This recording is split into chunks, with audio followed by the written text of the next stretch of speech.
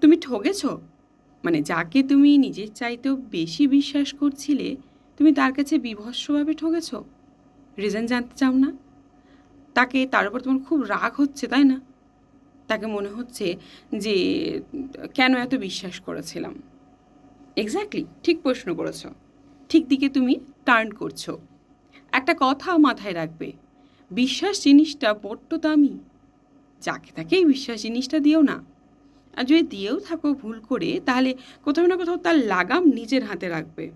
কেন? কারণ কেউই এত পরিশুদ্ধ মানুষ নয় যে তোমার সবসময় বিশ্বাস রাখতে পারবে, বা কখনো কখনো আমরা রাখতে পারি না, রাখা হয় না আমাদের দ্বারা, তাই না?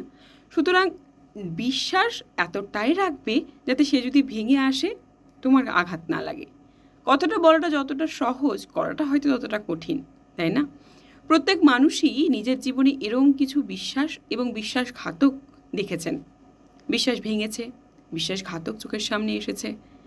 তবে তুমি ভেঙে যেও না, তুমি দুর্বল হও না। না না, তুমি কোনো ভুল করনি। তুমি মানুষটাকে ভালোবেসে মানুষটাকে বিশ্বাস করেছিলে, এতে কোনো ভুল হতে পারে না।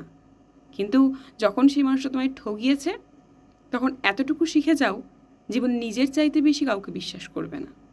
পৃথিবীতে একজনই মানুষ আছে, যে মানুষটা হলে তুমি নিজে, যে তুমি তোমাকে বিশ্বাস করে নিজেকে ঠগাবে না।